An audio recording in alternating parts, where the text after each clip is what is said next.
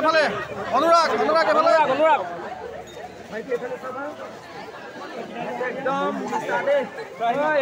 এফালে ফটো লগা নাই নেকি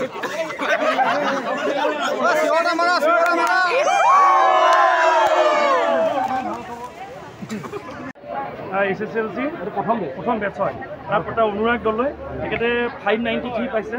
আৰু অসমৰ প্ৰথম স্থান কৰিছে তেখেতে সকলো শিক্ষক শিক্ষয়িত্ৰী আৰু সকলো অভিভাৱকবিলাক সকলো সহযোগিতাৰে কামটো সম্পূৰ্ণ হৈছে ইয়াতকৈ আমাৰ আনন্দ কথা একো নাই আজি 95-96 এটা পাৰ্চেণ্টেজ এক্সপেক্ট কৰিছিলোঁ কিন্তু ফাৰ্ষ্ট ৰেংক পাম বুলি এক্সপেক্ট কৰা নাছিলোঁ আজি বহুত ভাল লাগিছে অনুৰাগ ভৱিষ্যত পৰিকল্পনা কি আছে তোমাৰ ভৱিষ্যতে মই ভাবিছোঁ ইঞ্জিনিয়াৰিঙৰ এণ্ট্ৰেঞ্চ এক্সাম দিম ভাল এখন NIT বা IIT চিট মানে পঢ়াৰ ইচ্ছা আছে এতিয়া অনুৰাগ তুমি নৱম শ্ৰেণীৰ পৰা প্ৰজ্ঞা একাডেমী আহিছা ইয়াৰ প্ৰথম তুমি শিক্ষা ক'ত আৰম্ভ কৰিছিলা মোৰ জোনাৰী সংঘ বিদ্যালয়ৰ পৰা প্ৰথম আৰম্ভ কৰিছিলোঁ তেওঁলোকেও বহুত মোৰ পৰা ভেটিটো গঢ়ি দিয়াত অনুপ্ৰেৰণা আছে তেওঁলোকে মোক বহুত সহায় কৰিছিলে যদি আগৰ ভেটিটো গঢ়ি দিয়া হয়তো ইমান কৰিব নোৱাৰিলোহেঁতেন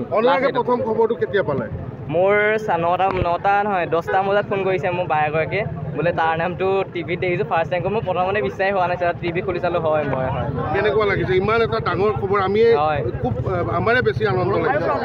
মোৰ বহুত প্ৰথমতে বিশ্বাস হোৱা নাছিলে মই মানে 95-96 এক্সপেক্ট কৰিছিলোঁ কিন্তু ফাৰ্ষ্ট ৰেংক পাম বুলি মানে এক্সপেক্ট কৰা নাছিলোঁ কাৰণ এবাৰ পেপাৰ অলপ টান আহিছিলে তথাপি ভাল হৈছিলে পৰীক্ষাটো কিন্তু এক্সপেক্ট মানে ফাৰ্ষ্ট ৰেংক বুলি ভবা নাছিলোঁ বহুত ভাল লাগিছে এতিয়া তোমাৰ সমানে তোমাৰ ছাৰ বাইদেউসকল বহুত বেছি উৎফুল্লিত হয় ছাৰ বাইদেউসকলেতো বহুত মানে মোৰ ওপৰত অৰিহণা যোগাইছিলে কিবা ডাউট থাকিলে তেওঁলোকে ক্লিয়াৰ কৰি দিছিলে স্কুললৈও আহিছিলোঁ সুধিবলৈ মানে কিবা যদি বুজি নোপোৱা থাকে এক্সট্ৰা ক্লাছো কৰি দিছিলে এনেকৈ মানে বহুত অৰিহণা যোগাইছিলে ভৱিষ্যতে মই ইঞ্জিনিয়াৰিং কৰিম বুলি ভাবিছোঁ পঢ়াৰ বাহিৰে কাৰাটে তবলা শিকিছোঁ অনুৰাগে কাৰাটে খেলে হয় কেতিয়াৰ পৰা মই ক্লাছ 4 পৰা শিকিছোঁ হয় এতিয়া মই ব্ৰাউন বেল্ট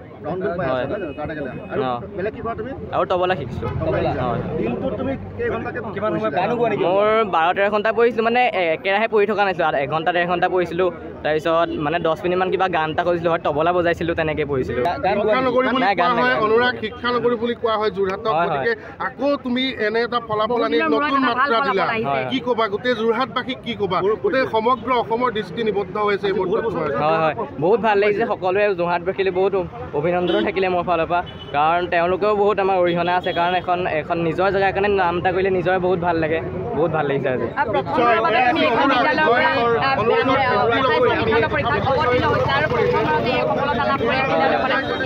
বহুত ভাল লাগিছে মানে আগলৈও কৰি যাম এই কষ্টটোৱে এইবাৰ কষ্ট কৰিছিলোঁ কিন্তু ষ্টেণ্ড কৰিম বুলি পঢ়া নাছিলোঁ মানে পঢ়িছিলোঁ ভাল ৰিজাল্ট এটা কৰিব লাগিব কিন্তু ফাৰ্ষ্ট ৰেংক পাম বুলি মানে ষ্টেণ্ড কৰিবই লাগিব বুলি পঢ়া নাছিলোঁ নিজৰ বেষ্টটো দিবলৈ চাইছিলোঁ নাই ৰাষ্ট্ৰীয় পৰ্যায়ত মই কাৰাটেটো অকল এক্সাৰচাইজৰ কাৰণে শিকিছিলোঁ প্ৰতিযোগিতা নহয় হয় মানে ডেইলি ধৰক 1-1.5 ঘণ্টা পঢ়িলোঁ তাৰপিছত 10 মিনিটমান তবলা বজাওঁ কিবা বা গান এটা শুনো তাৰপিছত আকৌ পঢ়োঁ তাৰপিছত আধা ঘণ্টামান শুওঁ তেনেকৈ পঢ়িছিলোঁ হয় শিক্ষাগুৰুসকলতো বহুত আছে জানো ভবা নাছিলোঁ আৰু নিউজতো দি আছে যে পইচন নিদিয়ে আৰু পইচনটো নিদিয়াটো অৱশ্যে ভাল বুলিয়ে মই ভাবোঁ কাৰণ এইটো হয়তো বহুত অপকাৰো কৰিব পাৰে দেই মই ভাবিছোঁ এইটো চবৰেতো এইটো একে নহয় বাৰু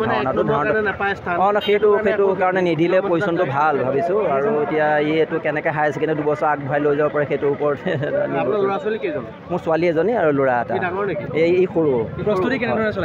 প্ৰস্তুতি বুলি ক'বলৈ ইয়াৰ মানে বৰ কিবা ধৰণৰ নাই বুলি ক'বলৈ পঢ়াটো একেবাৰে কম তাৰ আৰু সিহঁতি গম পালে যে মেট্ৰিক পৰীক্ষাত নহয় বুলি গম পালে প্ৰথমতে গতিকে সেইকাৰণে বৰ বিশেষ গুৰুত্ব নিদিলে আৰু যেতিয়া প্ৰগ্ৰেমখন দিয়াৰ পাছত অলপ পঢ়িবলৈ ধৰিলে বাৰু তথাপিও তাৰ মাজত দেখি মোবাইলটো বৰ বেছিকৈ চাই আমি কাছগড় সোণাৰীগাঁও পৰে কাছগড় সোণাৰীগাঁও মই ব্যৱসায় কৰোঁ মাকে আপোনাৰ কলেজ এখনৰ প্ৰবক্তা হয় অংক বিষয়ৰ হয় কাৰাটে শিকে হয় নাই এনেই ভাল পঢ়াত বাৰু আমি বেয়া বুলি নকওঁ কিন্তু পঢ়াটো বৰ কম আছিলে সেইকাৰণে আমি এনেকুৱা ৰিজাল্ট হ'ব বুলি ভবা নাছিলোঁ গতিকে এতিয়া পাইছে আৰু ভাল লাগিছে আমাৰ